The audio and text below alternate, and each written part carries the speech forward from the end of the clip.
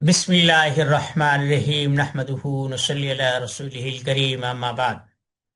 ساتویہ college کی طرف سے اے آئی اور قانون مفرد اعضاء کی جو باہمی نسبت ہے یا جو امتزاج بنتا ہے، اس سلسلے میں جو کورس بنایا جا رہا ہے اس کی یہ پہلی کلاس ہے۔ ہم الحمدللہ مسلمان ہیں، کلمہ گو ہیں۔ ہمارے علوم و فنون کا ماوا و منبع و مخزن قرآن کریم۔ اب اس قرآن نے انسان کو کس زاویے سے دیکھا ہے، کس نظر سے دیکھا ہے، یہ ہمارے لیے اہمیت کا حامل ہے۔ ہم انسان کو درجہ بدرجہ بیان کریں گے تاکہ سمجھنے میں آسانی رہے۔ انسان اصلی نہیں ہے لیکن ابدی ضرور ہے، یعنی ایک وقت وہ کتنا ہے یہ کسی کو اندازہ نہیں ہے، ایک تخمینہ ہے۔ قرآن و حدیث میں بھی اس کی تعین اور اس کی جو مدت ہے اس کا تعین نہیں کیا گیا۔ یہ کہا گیا کہ انسان کو اللہ نے اس مٹی سے بنایا، منہا خلقناکم وفیہا نعیدکم ومنہا نخرجکم تارۃ اخری، اسی مٹی سے بنایا ہے، اسی میں لوٹ کر جاؤ گے اور پھر اسی سے پھر اٹھائے جاؤ گے۔ اب اس میں کیا ہے کہ اسی مٹی سے اس کے خمیر کو اٹھایا گیا اور پھر اس سے ایک خاص سانچے میں ڈھالا گیا۔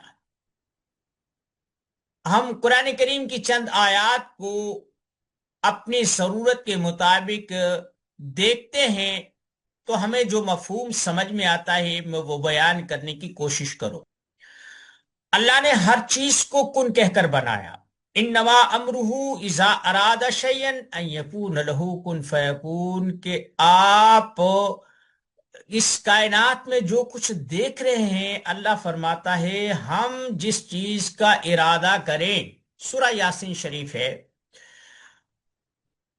آپ جس چیز کو بھی دیکھیں گے اس کے بارے میں اللہ کا قانون یہ ہے، امرہ اذا اراد شیئا، ہم حکم دیتے ہیں جس چیز کا بھی ارادہ کریں، ان یکون لہ کن فیکون، ہم کن کہتے ہیں وہ ہو جاتی ہے، ہم کہتے ہیں ہو جا، وہ ہو جاتی ہے۔ اب ایک ہے کہ چٹکی بجانے میں، اب قرآن کریم اللہ کے احکامات کو یوں بھی بیان فرماتا ہے، وما امر الساعة الا قلمح البصر او هو اقرب، کہ اللہ کا جو امر ہوتا ہے نا وہ پلک جھپکنے میں ہو جاتا ہے، یہ اس سے بھی کم وقت میں ہو جاتا ہے، یعنی اس کی صورت آپ دیکھیں قلمح البصر، کہ ایک پلک جھپکنے کی وقت میں وہ چیز موجود ہو جاتی ہے۔ لیکن ہر ایک کی اپنی اپنی ضرورت ہے۔ قرآن کریم یہ کہتا ہے کہ اس کائنات کو ہم نے فی ستت ایام، 6 دنوں میں پیدا کیا ہے۔ اب وہ کن کہتا ہے ایک دم بھی موجود ہو جاتے، لیکن بتدریج ایک چیز ہے، درخت ہے پیدا اللہ کرتا ہے، لیکن اس کا ایک پروسیس ہے کہ بیج ڈالو، پھر وہ جڑیں چھوڑتا ہے، اپنے پتے شاخیں اور اپنے پھل پھول لے کر آتا ہے، پھر وہ بھی کن ہی ہے۔ ایسے ہی انسان کے بارے میں کہا، پہلے ہم نے اس کی مٹی کو جمع کیا، اس کے بعد پھر اسے فیضا سویتہ، جب یہ برابر ہو گیا، اس میں معتدل کیفیات کے آثار دکھائی دینے لگے، تو پھر کہا سورہ بقرہ کی ابتدائی آیات ہیں، پہلا پاو ہے، پہلا جو ہے نا میرے خیال تیسرا رکوع ہے، جس میں کہا کہ اللہ نے فرمایا انی جاعل فی الارض خلیفہ، یعنی یہ منصوبہ بندی تھی کہ میں زمین میں اپنا ایک نائب بنانے والا ہوں۔ فرشتوں نے کہا تھا کہ آپ ایسی مخلوق بنائیں گے، اتجعل فیہا من یفسد، ایسی مخلوق بنائیں گے کہ جو خون ریزی کرے گی، वयस्फिकु दिमा। हाँ, अगर तारीफ और तौसीफ की जरूरत है तो वह नुक़द्दिसु लक, हम आपकी हर सना बयान करते जो आपने हमें बता दिया, हमारी ग़िज़ाई खुराकी और मकसद हयाती और हमारा मकसद तख्लीक भी यही है कि हम आपकी तौसीफ और सना बयान करें और आपको जो चीज़ दरकार है वो हम करो। फरमाया ला आलम, मैं जानता हूँ, मा ला तालमून, तुम्हें पता नहीं है कि इसके पीछे क्या हिकमत छुपी हुई है। ये तो मशवरा हो गया। आगे जब इस खाकी पुतले को बना दिया, अब अगला मरहला है। फरमाया व नफख्तु फीही मिन रूही, मैंने इस पुतले में अपनी रूह फूंकी है। किसी चीज के बारे में, हत्ता कि जिब्रील अमीन जो कुव्वतों के एक मंबा व मखसन के तौर पर कायनात में जाने जाते हैं, उनके बारे में भी कहा नहीं, ये कुन से ही पैदा हुए हैं, नूर से मैंने बनाए हैं, लेकिन इनके अंदर मैंने अपनी रूह नहीं फूंकी। इनसे मैं इंतजामी मामलात लेता हूं, कायनात के जितने भी मामलात हैं फरिश्ते के सुपुर्द कर दिए हैं, उनकी ड्यूटियां लगा दी हैं, लेकिन अपनी रूह नहीं है, वह मेरा अमर है। अब इसके अंदर रूह आ गई, ठीक है। और फिर फरमाया कि अच्छा, अब यहां से अगर आप इस फलसफे को ना, कुरान करीम के फलसफे को थोड़ा सा तिब्बी अंदाज में समझने की कोशिश करें। मुफस्सिरीन किराम का अपना एक मैदान अमल है, वो तिब से बहस नहीं करते, वो अहकामात से बहस करते हैं, नुकात और रुमूज को बयान करते हैं, वो उनका अपना मैदान है। हम तबीब लोग हैं, हमें तिब के अंदाज में कुरान करीम को समझना होगा। तो फरमाया अच्छा, अब ऐसा है कि जब ये जस्ते खाकी बन गया, फैजा सवैतुहु, इसमें एतदाल पैदा हो गया, ये मोतदिल मिजाज हो गया। मसन सवैतुहु दो जगह आया है। मसन सैयदा माई मरियम अलैहिस्सलाम के बारे में अल्लाह ने कहा कि वो एक एतकाफी हालत में रहती थी। जब हमने सैयदना ईसा अलैहिस्सलाम की तख्लीक का इरादा किया तो फिर फरमा उनके सामने जिब्रील अमीन आए, तो फरमाया फतह मस्सला लहा बशरन सविया, वो एक खूबसूरत मोतदिल आज़ा इंसान के रूप में सामने आए, ठीक है। तो हमारी सीहत है एतदाल, गैर मोतदिल कैफियत बीमारी है। कोई चीज कम हो जाए तब गैर मोतदिल, कोई चीज बढ़ जाए तब गैर मोतदिल। खैर, जब ये हो गया तो फरमाया अच्छा ऐसा करो कि अब जन्नत में रहो। अब जन्नत रहमत की जगह है, वुसअत की जगह है, वहां किसी चीज की कोई कमी नहीं है, वहां तो सोच पर भी फैसले होते हैं। तो फरमाया हाय सो शिक्तुमा रगदा, जहां से चाहो खाओ, वला तकरबा हाजी शजरा, ये महदूद सी चीज है, इससे मत खाना, इससे तुम्हारा एतदाल खराब हो जाएगा। लेकिन इंसान है ना, अल्लाह ने वकान अमरुल्लाहि क़दरम मक़दूरा, जो अल्लाह काम करना चाहता है उसके असबाब भी पैदा कर देता है। वो जो भी कुछ कैफियत बयान हुई तौरात सबूर इंजील कुरान करीम में, वो ये है कि वो चीज चखी खाई और जमीन पे फरमाया इहबितू मिस्रा, जैसे बनी इसराइल को कहा था कि तुम इस शहर में उतर जाओ, ऐसे आदम से कहा था अच्छा भाई अब जमीन पे चले जाओ भाई। हाँ, अब ये है कि फतलक्का आदम मिर रब्बिही कलिमात, कुछ चीजें बताई, कवानीन बताए कि ये जो चीजें हैं ना इनका ध्यान रखना।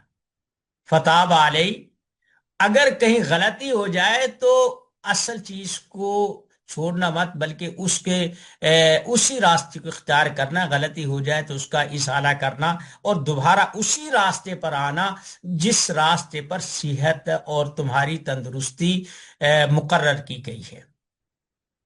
ये हो गया। अब देखें, एक तो अल्लाह ने हर चीज को कुन से बनाया, इंसान को खलक़तहू बियदैया, अपने हाथों से दस्ते कुदरत से बनाया। پھر جب فیضا سویتہ یہ برابر ہو گیا، بن گیا، اس کا جسد خاکی پورا ہو گیا، فیضا سویتہ ونفخت فیہ من روحی، پھر اس کے اندر روح ہوگی۔ پھر ہمیں جنت میں رکھ کر ایک قاعدہ سمجھا دیا کہ تمہاری سلامتی کچھ حدود میں رہ کر ہے، اگر بے مہار ہو جاؤ گے تو تمہاری جو ساخت ہے یہ متاثر ہوگی۔ تو ولا تقرب هذه الشجرہ، حکیم لوگ اسے پرہیز کے طور پر لے سکتے ہیں۔ پھر دنیا میں آئے تو فرما فتلقى آدم من ربه کلمات، کچھ قوانین بیان کیے کہ جو زندگی گزارنے کے لیے ضروری تھے۔ یہ دیکھیں، لوگوں نے، صوفیوں نے تسبیح، عبادات ساری ٹھیک ہے، وہ اپنی ایک جگہ پر ہے، لیکن ہم اس زاویے سے بھی دیکھ سکتے ہیں کوئی قدغن تو نہیں ہے نا کہ بھئی قرآن کو جو آج سے پہلے تبری نے سمجھ لیا، ابن کثیر نے سمجھ لیا، ابن عربی نے سمجھ لیا، قرطبی نے سمجھ لیا، ہم سمجھ ہی نہیں بھائی، یہ ایک میدان عمل ہے، اس نے اپنے زمانے کے مطابق، اپنے حالات کے مطابق، اپنی ضروریات کے مطابق ان چیزوں کو سمجھا۔ جب اگلا دور آیا تو انہوں نے دیکھا یار یہ پرانے مفسرین نے یہ بات اس انداز میں کی تھی، یہ زمانے کے لحاظ سے ٹھیک رہی تھی، اب یہ ایسا ہونا چاہیے، تو انہوں نے وہ لکھ دی۔ آج تک تفسیریں لکھی جا رہی، موجودہ دور میں بھی بے شمار تفسیریں ہو رہی ہیں، ہر زبان میں ہو رہی ہیں، جہاں جہاں مسلمان ہیں، یہ ابلاغی سلسلہ آج بھی جاری ہے۔ خیر، ایک تو انسان کی صحت، اس کا اعتدال ہے، دوسرا پرہیز اس چیز کی ضمانت ہے، اس کے بعد پھر جو چاہے کھاؤ، کتنا کھانا ہے، کیا کھانا ہے، فرمایا کلوا من طیبات ما رزقناکم، جو اچھی چیزیں ہیں، جو تمہارے لیے سوٹیبل ہیں وہ کھاؤ، اور کتنا کھاؤ، کلو وشربو ولا تسرفو، کھاؤ اسراف مت کرو، یعنی جو تمہاری ضرورت کی چیزیں ہیں وہ کھا لو، لیکن اس سے زائد مت کھاؤ، یہ تمہارے لیے یہی خوراک ایک وبال جان کے طور پر تمہارے سامنے آئے گی، بیماری کی صورت میں آئے گی۔ اب آگے اگر ہم یہ دیکھیں کتنا کھائیں، اب بھائی میرا اگر جسم کمزور ہے تو میرے لیے کم خوراک ہے، کسی آدمی کا جسم ڈیل ڈول والا ہے، بھاری ہے، اس کے لیے زائد خوراک ہوگی۔ ایک آدمی ہے وہ آدھی روٹی سے گزارا کر لیتا ہے، ایک پوری روٹی کھاتا ہے، ایک 4 روٹیاں کھا جاتا ہے، بہت سارے لوگ ایسے 10 روٹیاں ڈکار جاتے ہیں، تو وہ ان کی جسمانی ضرورت اور ان کے نظام ہضم اور ان کی غذائی جو مصرف ہے اس کے مطابق ہم قدغن نہیں لگا سکتے، نہ کوئی قاعدہ مقرر کر سکتے ہیں کس کو کتنی غذا کھانی چاہیے، اس کے جسم کے مطابق طبیب متعین کر سکتا ہے، لیکن کوئی قاعدہ کلیہ ایسا نہیں بتا سکتا کہ یہی چیز اتنی ہی مقدار میں کھانی ہے۔ تو یہ جسم اور اس کی ضرورت کے مطابق ہے، اس سے ایک طبیب بہتر انداز میں بیان کر سکتا ہے۔ ایک ہی مرض کے لیے ایک ہی دوا اور ایک ہی غذا مختلف مریضوں کے جسمانی اعتبار اور بیماریوں کے اعتبار سے مختلف ہو سکتی ہے، اس کی کوانٹٹی میں اور اس کی کوالٹی میں اور اس کے کم زیادہ ہونے میں، یہ مریض ہی بیان کر سکتا ہے۔ ٹھیک ہے، مثلا اب دیکھیں، پانی ہے، بھائی پانی پینا ہے، اب کتنا ہے، ایک گلاس ہے، اب وہ نہر چل رہی ہے، وہ سمندر کے کنارے بیٹھا ہے، وہ کنویں کے کنارے بیٹھا ہے، وہ برستی بارش میں بیٹھا ہے، وہ سیلاب میں بیٹھا ہے، اب اس گلاس میں ایک خاص مقدار میں پانی آئے گا، جتنا اس میں ہول ہے یا جتنی اس میں گنجائش ہے یا جتنا اس کا وجود ہے۔ اگر ہم فالتو ڈالیں گے تو جس جگہ پر ہم وہ پانی ڈالیں گے نیچے کیچڑ ہو جائے گی، وہ پانی ضائع ہو جائے گا، اور اگر ہم اس میں کم ڈالیں گے تو وہ خالی رہ جائے گا۔ تو یہی اعتدال ہے انسانی صحت کا، کہ ہمیں ضرورت کتنی ہے اس کے مطابق ہم غذا استعمال کریں گے تو ہم صحت مند رہیں گے، اگر اس سے زائد ڈالیں گے تو کیچڑ ہو جائے گی، جسے ہم بیماری ہم کہہ سکتے ہیں۔ آپ بات سمجھ گئے آپ؟ تو بس یہی ہے کہ آج کی جو تعریف ہے طب کی، قرآن کریم کی نظر میں انسان کی صحت کی، تندرستی کی، زندگی کی جو ڈیفینیشن ہم نے قرآن کریم سے سمجھنے کی کوشش کی ہے ناقص عقل کے مطابق، وہ ہم نے آپ کے سامنے پیش کر دی ہے۔ اب یہ سلسلہ آگے چلے گا، اسباق میں چلے گا۔ آج بطور تبریک ہم نے یہ چیز اس لیے بیان کی ہے تاکہ ہمیں پتہ چلے کہ یہ جو طب ہے، العلم العلمان، علم الادیان و علم الابدان، کہ علم دو ہی ہیں جن کے بغیر گزارا نہیں ہے۔ ایک دین کا علم ہے اور ایک صحت کا علم ہے۔ باقی جتنے بھی ہیں یہ سب فنون ہیں، ہنر ہیں جن کو زندگی میں بوقت ضرورت کام لایا جا سکتا ہے، لیکن دین کے بغیر گزارا نہیں ہے۔ یہ دستور شرع ہے، دستور زندگی ہے، اور یہ صحت کے لیے قوانین ہیں جن پر چل کر انسان عبادات بھی کر سکتا ہے، دین کو بھی، دنیا کو بھی، اس دنیا کی معاشرت و معیشت کو بھی وہ تندرست رکھ سکتا ہے۔ اگر صحت ہی نہ رہی تو پھر کہاں اس کا حکم، کہاں اس کی حیثیت، اور کہاں ایک مریض جسم کو تو دنیا برداشت نہیں کر سکتی، صحت مند انسانی قدرت کے احکامات کو نافذ کر سکتا ہے۔ کی غذائی ضرورت جتنی ہے وہ اتنا ہی کھائے گا اور اتنا ہی رہے گا، اور اگر کوئی آدمی زائد کھاتا ہے تو وہ کیچڑ ہو جائے گی، وہ گھی، دودھ، گوشت کچھ بھی ہو، وہ پھر جسم میں کیچڑ کرنا شروع کر دے گا، جس کا نتیجہ بیماری ہے۔ اسی طریقے سے ایک آدمی کو ضرورت ہے غذا کی لیکن اس سے نہیں مل رہی، غذائی قلت کا شکار ہو گیا، تو اس کا وجود گھٹنا شروع ہو جائے گا، اسے بھی ہم زمرائے مرض میں شامل کریں گے۔ بس طب کا جو بنیادی مقصد ہے وہ اس اعتدال کو برقرار رکھنا ہے۔ اگر آپ نے اس اعتدال کو برقرار رکھا، آپ غذا کنٹرول کر کے ولا تقربا هذه الشجرہ، یعنی پوری جنت سے حیث شئتما رغدا، جہاں سے چاہو کھاؤ، لیکن یہ جو درخت ہے نا اس کے قریب مت جاؤ۔ اب دیکھیں اللہ کے ہاں نہ تو کسی چیز کی کمی ہے، تھوڑ ہے، اور نہ ہی وہاں کوئی لمیٹیشن ہے۔ وہ جو حاضی شجرہ یعنی بہت ساری نعمتیں ہیں، پوری جنت بھری پڑی ہے، لیکن جو ایک جو درخت ہے یا علامت ہے یا کچھ محدود پابندیاں ہیں، ان کے قریب مت جانا۔ یہ تم کھا تو سکتے، یہ نہیں کہ نہیں کھا سکتے۔ فرمایا ولا تقربا هذه الشجرہ، کہ اس کے قریب مت جانا۔ یہ نہیں کہا کہ تم یہ کھا نہیں سکتے، کھا سکتے ہو، لیکن صحت کی حد بندی یہ ہے کہ اس کے ہاتھ مت لگانا، یہ تمہارے اعتدال کو خراب کر دے گا۔ تو لیکن اللہ کی قدرت اور اس کی منشا یہ تھی کہ اس پروسیس کو جو اللہ نے دنیا کے لیے اس آدم کو بنایا تھا وہ ہونا تھا، اور زمین کے لیے ہمیں بنایا تھا۔ انی جاعل فی الارض خلیفہ، زمین میں رہ کر آپ نے نیابت کرنی ہے، جنت میں رہ کر نہیں۔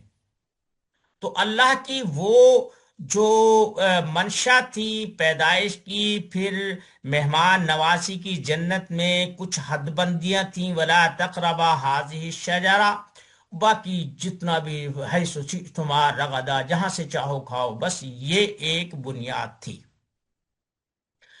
اب طبیب کا کام کہاں سے شروع ہوتا ہے؟ آدمی کہیں سے بھی کھائے، کہیں سے بھی پیے۔ اب ہم اس طب کو سمجھتے ہیں ان احکامات کی روشنی میں۔ اب ایک آدمی ہے، اس کا مزاج گرم ہے، ایک آدمی ہے وہ حلیم الطبع ہے، سرد مزاج کا ہے اور رحم دل ہے۔ ایک آدمی ہے طاقتور ہے. اب جو جوشیلا انسان ہے اسے ہم غدی کہتے ہیں، کیونکہ جب آدمی کو جوش آتا ہے، غصہ آتا ہے اور کوئی بھی چیز ہوتی ہے تو اس کا بلڈ پریشر ہائی ہوتا ہے. اور ایک آدمی ہے اسے غصہ تو اتنا نہیں آتا لیکن وہ طاقتور ہے، وہ طاقتور ہے. اسے ہم عضلاتی کہتے ہیں کیونکہ طاقت اور حرکت جو ہے وہ عضلات میں ہے. اور جو غذا کا نظام ہے ہمارا، جو خوراکی جو نظام ہے وہ غدی نظام کے ماتحت ہے. اب تیسری آ گئی حلیمی، نرمی اور فروتنی. یہ اعصابی نظام میں ہے. بلڈ پریشر کوئی مرض نہیں ہے، جیسے شوگر کوئی مرض نہیں ہے ایسے بلڈ پریشر بھی کوئی مرض نہیں ہے. یہ میں آگے چل کر آپ کو سمجھا دوں گا. اب آپ نے کرنا کیا ہے کہ اگر ولا تقربا هذه الشجرہ بھول چوک سے ایک اعصابی مریض کو، یعنی جو اعصابیت کا پہلے شکار ہے اس کا اعصابی مزاج ہے، اگر وہ مزید اعصابی چیزیں کھائے گا تو اس کے وجود پر بوجھ پڑے گا اور وہ بیمار ہو جائے گا. اسی طریقے سے اگر کوئی عضلاتی ہے، خشک مزاج کا ہے، تو وہ سوداوی مرض ہے، وہ اگر بڑا گوشت کھائے گا، خشک چیزیں کھائے گا تو اس سے تکلیف ہوگی. اسی طریقے سے جس کو جوش و جذبے، جس کی طبیعت میں مجسن ہے، اگر وہ چیزیں کھائے گا کہ جن سے بلڈ پریشر ہائی ہوتا ہے اس کے لیے نقصان دہ ہے.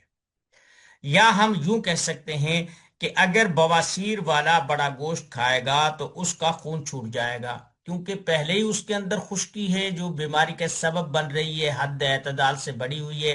مزید اگر ہم بیٹھیں گے، مزید اگر ہم دیکھیں گے، مزید اگر ہم خشک چیزیں استعمال کریں گے، وہ خشکی جو جسم میں ایک حد اعتدال سے بڑھی ہوئی ہے وہ کنٹرول سے باہر ہو جائے گی اور جسم سے خشکی کی وجہ سے خون جاری ہو جائے گا، جسے ہم نکسیر بھی کہہ سکتے ہیں، بواسیر بھی کہہ سکتے ہیں. اسی طریقے سے اعصابیت کا مارا ہوا مریض جسے ہم یوں کہہ لیں کہ اسے نزلہ زکام ہے، لکوریا ہے، جسم میں ٹھنڈک کا احساس موجود ہے، اسے اگر ہم ٹھنڈا دودھ دیں گے اور لیسدار چیزیں دیں گے تو اس کی طبیعت بوجھل ہو کر گر جائے گی، بیمار ہو جائے گی. اسی طریقے سے اگر کوئی آدمی بلڈ پریشر ہائی کا مریض ہے اور غدی مزاج ہے، ہم اسے گرم چیزیں دیں گے، چٹپٹی اسپائسی چیزیں دیں گے تو اس کا بلڈ پریشر ہائی ہو جائے گا جو بیماری کا سبب ہے. ہم نے اگر کوئی چیز بڑھ گئی ہے اس سے جسم میں کم کر دیں، یہ شفا کی راہ ہے. اور اگر کوئی چیز بڑھ گئی ہے کم کر دیں، کم ہے تو اسے پورا کر دیں. یہی طب کا ایک قانون ہے، یہی طب کا مقصد ہے اور یہی آ کر فلسفہ طب ختم ہوتا ہے.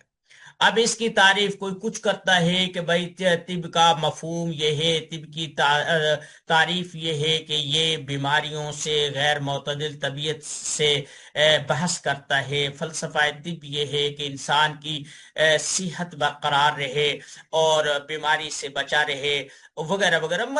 یہ الفاظ ہیں جنہوں نے سمجھانے کے لیے ایک ایسا تعریفی جملہ کہا یا تعریفی الفاظ کہے یا وہ عبارات بنائے جن سے مخاطب کو سمجھانے میں آسانی رہے کہ جناب طب اسے کہتے ہیں. طب بنیادی طور پر انسان کی جو طبیعت ہے اس کو اعتدال کے دائرے میں رکھنا ہے، بس یہ طب ہے.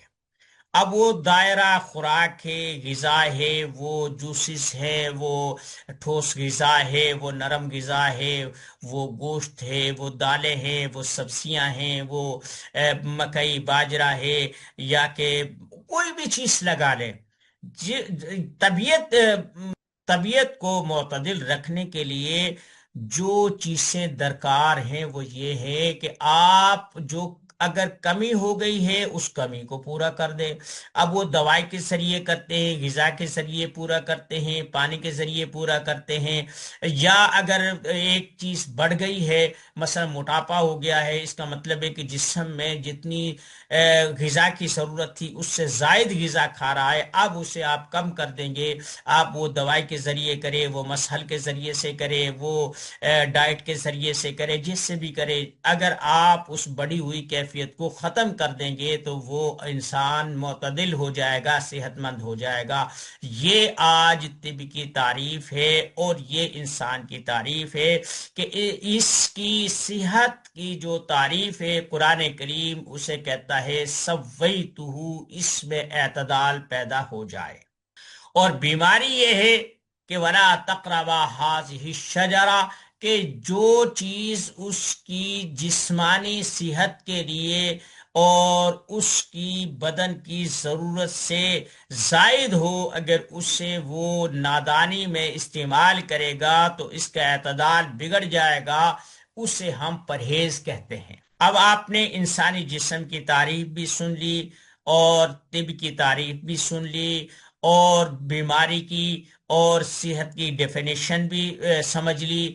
اب یہاں سے اگر طب کو سمجھنا کیسے ہے، کیسے پرکھنا ہے اور پتہ کیسے کرنا ہے اس کے اندر بے اعتدالی ہے کہ نہیں ہے، یہ پھر آنے والے اسباق میں یہ ہم سمجھائیں گے کہ واقعی یار یہ جو مقیاس ہے یا جو تراسو ہے یا جو ٹیسٹ ہے کہ جس میں یہ دیکھا جائے کہ کون کس مرض میں ہے، کس مزاج میں ہے، کون سی چیز اس میں کم ہے یا کون سی چیز بڑھ گئی ہے، اور کون سا موسم اس کے لیے مناسب ہے، یہ چیزیں آگے چل کر ہر آدمی نے اپنے اپنے انداز میں بیان کی ہیں. یونانی لوگوں نے اپنے انداز میں بیان کی ہیں، ہندی لوگوں نے اپنے انداز میں کی ہیں، طب صابر یعنی مفرد اعصاب والوں نے اپنے انداز میں بیان کی ہیں، طب نبوی والوں نے اپنے میں کی ہے. ایرانی طب جو کہ اتنی ہی قدیم ہے بلکہ یونانی طب سے بھی زیادہ قدیم ہے، ان کے اپنے فارمولے ہیں. بس آپ کسی بھی زاویے سے دیکھیں، اگر آپ نے اعتدال قائم کر دیا تو آپ کامیاب طبیب ہیں. تو آج کا میرا خیال ہے اتنا سبق کافی ہے. آپ نے پوائنٹس نوٹ کر لیے ہوں گے، آپ ان کو جو ہے نا لکھیں، سمجھیں، اور جو جو چیز ذہن میں آتی ہے وہ آپ نوٹ کر لیں، اور اگر وہ چیز سمجھ میں نہیں آتی وہ بھی لکھیں، سمجھنے کی کوشش کریں. نہ سمجھ میں آئے تو آپ مجھے میسج کر دیں، میں آپ کو وہ چیز سمجھا دوں گا انشاءاللہ العزیز. کل جو ہے دوبارہ سے ہم جو ہے نا اسی وقت ملاقات ہوگی. تو اذانیں اب شروع ہو گئی ہیں، تو باقی پھر جیسے جیسے جتنی جتنی ضرورت پڑتی رہے گی اس کے مطابق ہم انشاءاللہ وہ اپنے اسباق کو آگے لے کر چلتے رہیں گے. اور یہ سلسلہ جب تک اللہ کو منصور ہوگا یہ چلتا رہے گا. وما علینا الا البلاغ المبین. اب اگر آپ کوئی چیز پوچھنا چاہیں تو آپ پوچھ سکتے ہیں.